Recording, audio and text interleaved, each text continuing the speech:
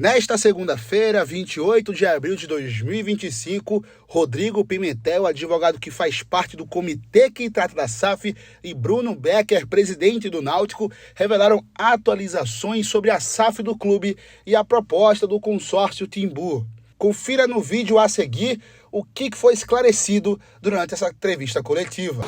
A princípio, eu não diria que tem algo inegociável, né? Tudo, evidentemente, depende da forma como for apresentado.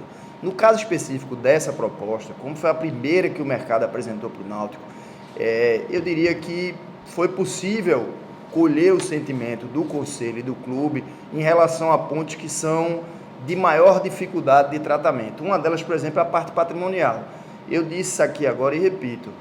Um clube com a dívida que o Náutico tem, ele precisa dar um tratamento e de uma alternativa para essa dívida, porque senão o patrimônio vai ser utilizado para pagar a dívida, não há dúvida disso. Se o Náutico não apresentar nenhuma alternativa de enfrentamento do seu passivo, em algum momento esse patrimônio vai ser levado a responder por essa dívida. Não tem mágica, o credor vai continuar atrás. A recuperação judicial do Náutico já é um processo de estruturação desse débito para que a gente consiga enfrentá-lo de forma menos danosa ao clube, com redução de valores após a aprovação de um plano. Eu diria hoje, talvez, que o principal ponto é a garantia de investimentos para o futebol, independentemente da receita do clube. Isso é um ponto que foi muito claro da posição do Conselho, porque essa proposta do consórcio Timbu, ela não diferenciava, ela não separava o que era investimento próprio do investidor e o que era geração de receita do clube.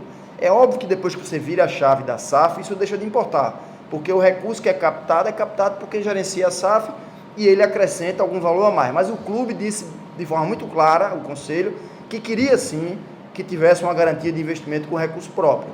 Isso talvez tenha sido uma dificuldade para o investidor de preparar a proposta. A outra, efetivamente, é a entrega do patrimônio para que o investidor se desfaça dele para pagar a dívida. O clube deixou muito claro que ele prefere administrar esse patrimônio. Veja, garantir não tem como, porque a gente depende do investidor que está do outro lado da mesa, no mercado.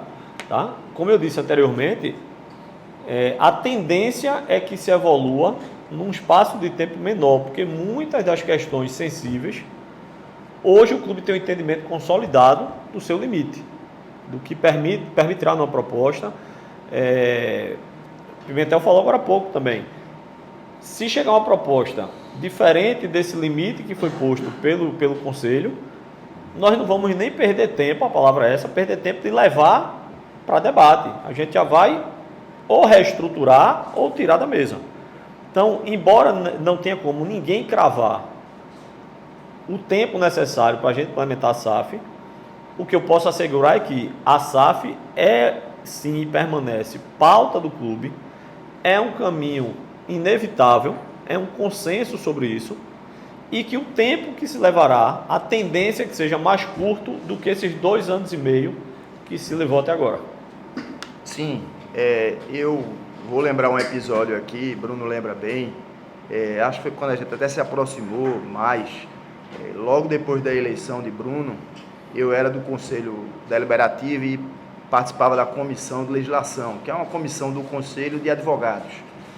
E eu, naquela época, fiz essa proposta ao presidente Alexandre Carneiro, presidente do Conselho, da gente criar essa SAF, a estrutura jurídica de uma SAF 100% Náutico.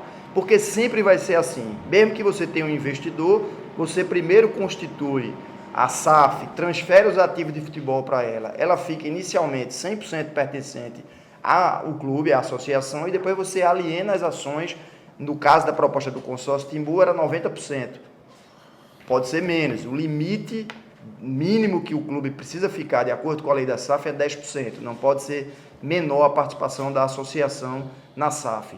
Então essa proposta, na época eu me lembro que Bruno tinha acabado de ser eleito presidente, Diógenes não tinha participado, não tinha concorrido na eleição, e eu conversei com ambos na ideia da gente fazer essa proposição para o Conselho. Não avançou porque, como era já final de gestão do Conselho, prudentemente se decidiu esperar a constituição de um novo Conselho para evitar que esse tema entrasse num Conselho que estava em final de gestão.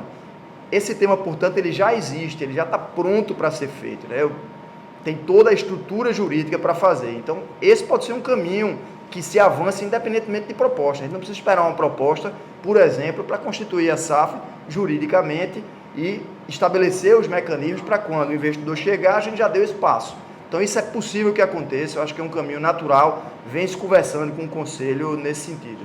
Ou seja, depois de toda essa explicativa, foi realmente confirmado que os investidores desistiram do negócio, pois entenderam que não conseguiriam atender às exigências do Conselho Deliberativo do Alvirrubro. E aí, torcedor, concorda com o posicionamento dos dirigentes e com a desistência dos investidores? Fala aqui embaixo pra gente nos comentários. E se você gostou do vídeo, segue a gente aqui no YouTube, curte e compartilha esse vídeo.